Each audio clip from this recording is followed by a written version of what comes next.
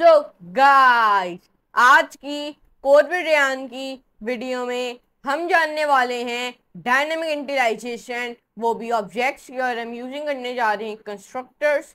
और आज की सी प्लस प्लस की वीडियो में हम यही जानने वाले हैं। तो इस वीडियो को प्लीज लाइक कर देंगे, अपने दोस्तों फैमिली का वीडियो को शेयर कर देगा।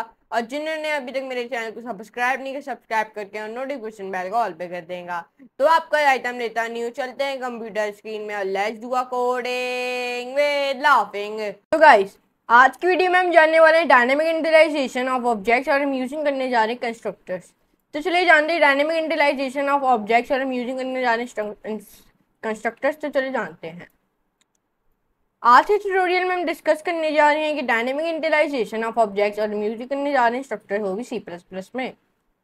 डायनामिक ऑफ ऑब्जेक्ट्स और हम यूजिंग करने जा रहे हैं स्ट्रक्चर्स।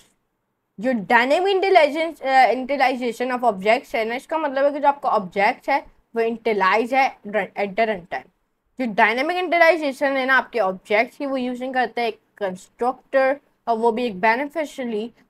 ये data is of different formats. For example, एक प्रोग्राम आपको नीचे दिख रहा होगा कि जो डिमॉन्स्ट्रेट द कंसेप्ट, वो भी डायनेमिक इंटीग्राइजेशन ऑफ ऑब्जेक्ट्स और हम यूजिंग करने जा रहे हैं कंस्ट्रक्टर्स। तो चले जानते हैं। ये एक एग्जाम्पल प्रोग्राम है।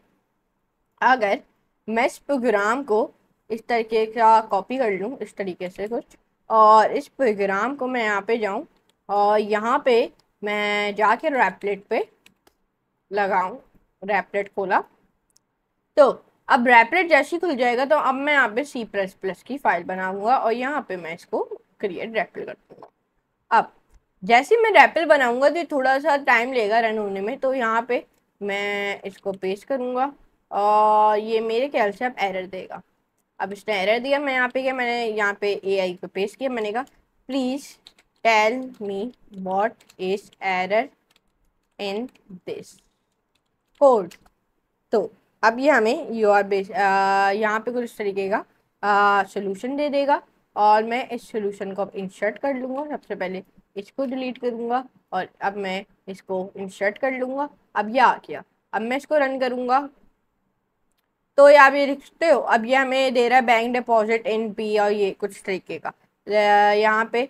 अब ये हमें यहाँ पे भी एरर दे रहा है, यहाँ पे डिबग विद एआई हमने ओके ओके ओके ओके यहाँ पे अब हम इसको इंसर्ट कर देंगे। सॉरी, सबसे पहले इरेज करेंगे, इंसर्ट कर देंगे, अब रन करते हैं। अब ये देखें, अब यहाँ पे कुछ तरीके का हो गया। तो अब यहाँ पे हमने यहाँ पे कुछ तरीके का कर लिया। अब हम चलते हैं यहाँ पे, अभी हमें एरर भी नहीं दे रहा। कोड स्टेप 1 में जो हमारे डायनेमिक इंटीग्राइजेशन ऑब्जेक्ट हमने यूजिंग किया, इसमें कंस्ट्रक्टर फॉर एग्जाम्पल जैसे कि आप कोड स्टेप 1 में देख सकते हो, सबसे पहले हमने क्रिएटेड के एक बैंक डिपॉजिट क्लास जो कंसिस्ट कर रही है आपके प्राइवेट डाटा मेंबर्स को प्रिंसिपल, ईयर्स और इंटरेस्टेड रेट, और रिटर्न कर रही है आपकी वैल्यू को on and return value. Second, जो आपका डिफॉल्ट कंस्ट्रक्टर है आपके बैंक डिपॉजिट का क्लास है, वो डिक्लेयर है। नंबर थर्ड, वो पैरामीटराइज कर रही है आपके कंस्ट्रक्टर के, वो भी बैंक डिपॉजिट के क्लास की और डिक्लेयर कर रहा है। और ये टेक्स्ट कर रहा है 3 पैरामीटर्स पी और वाई और आर। ओके।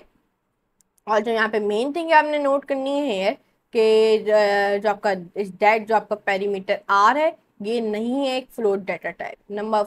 नंबर फोर, जो आपका पैरामीटराइज कंस्ट्रक्टर है बैंक डिपॉजिट क्लास का, वो डिक्लेयर और टेक्स्ट ले रहा है 3 पैरामीटर्स। कौन कितने? 3, पी, वाई और आर। जो मेन थिंग आपने नोट करनी है, जो आपका पैरामीटर है R is of an integer data type. सही है। तो नंबर फिफ्थ फंक्शन है ना, वो शो कर रहा है इस डिक्लेयर। जो डेफिनेशन आपके कंस्ट्रक्टर्स की और फंक्शन की, वो आपको नीचे दिख रही होगी, ये आप देख सकते हो।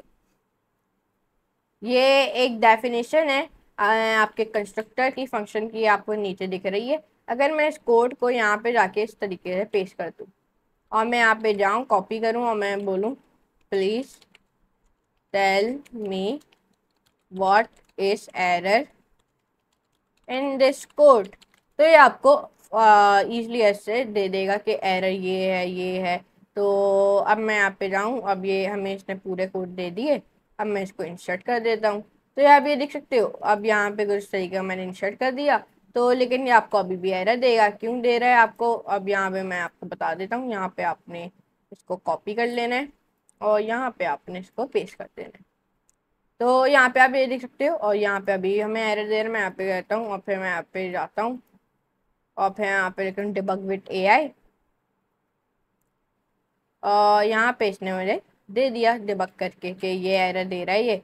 तो अब मैं इंसर्ट करूँगा, अब ये हमें एरर नहीं देगा, ये आप देख सकते हो। अब मैं इसको रन करूँगा तो ये आप देख सकते हो, अब ये आसानी से हमें ये एरर कोई भी नहीं दे रहा। ओके, आप ये देख सकते हो। तो अब हम वापस इधर चलते हैं।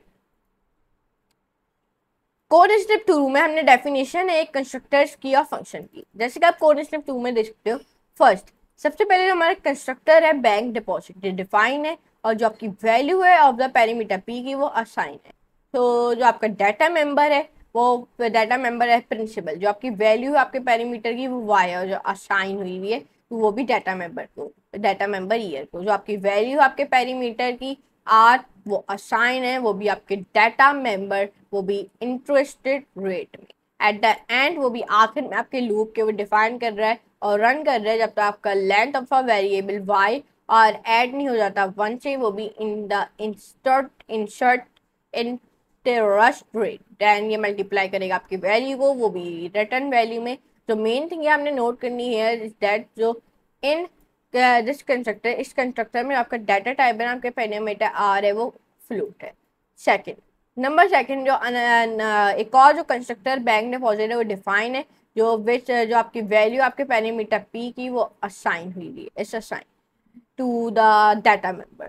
तो ये to the data member principal, जो आपकी वैल्यू आपके पेरीमीटर वाई की वो असाइन है, वो भी डाटा मेंबर ईयर के। जो आपकी वैल्यू है आपके पेरीमीटर की, पेरीमीटर आर की, वो कन्वर्टेड है वो भी टू द फ्लोट में, और डिवाइडेड है वो भी 100 से, और ये असाइन करेगा आपके फिर डाटा मेंबर को, वो भी इंटरेस्ट रेट में। और आखिर में जो आपका फॉर लूप है वो डिफाइन है वो फिर रन करेगा जब तक आपकी length of the variable Y और एंड 1 वो भी इंटरेस्ट रेट में फिर मल्टीप्लाई करे आपकी वैल्यू को विद द वो भी रिटर्न वैल्यू के साथ। जो मेन थिंग आपने नोट करनी है, जो आपका कंस्ट्रक्टर डाटा टाइप है ऑफ द पेरीमीटर आर, ये फ्लोट है।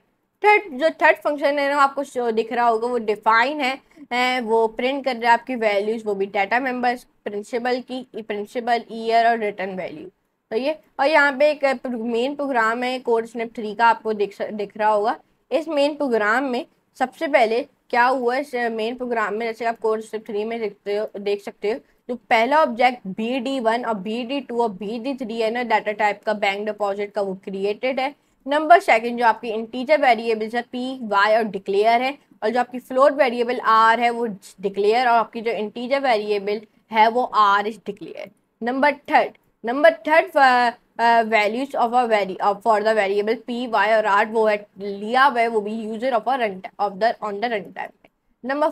नंबर फोर जो पैरामीटराइज्ड कंस्ट्रक्टर है बैंक डिपॉजिट ये कहला रहा है, वो भी ऑब्जेक्ट BD1, और जो वेरिएबल्स है वो पी वाई और आर हैं जो पास हुई है। जो मेन थिंग आपने नोट करनी है, जो ये रन करेगा आपके कंस्ट्रक्टर को, कंस्ट्रक्टर फ्लो वो भी फ्लोट पैरामीटर्स आर के साथ। नंबर फिफ्थ फंक्शन शो करेगा, कहलाएगा जो प्रिंट करेगा आपकी वैल्यूज, वो भी डाटा मेंबर्स की। नंबर सिक्स जो आपकी वैल्यूज है ना वेरिएबल्स पी वाई और आर की वो ले रहा है, वो भी यूजर और द रन टाइम में। Number seven parameterize constructor bank deposit कहला रहा है, और ऑब्जेक्ट BD2 और जो वेरिएबल्स है पी वाई और आर जो पास है। और जो मेन थिंग आपने नोट करनी है, ये रन करेगा आपके कंस्ट्रक्टर को, वो भी इंटीजर पैरामीटर्स आर के साथ।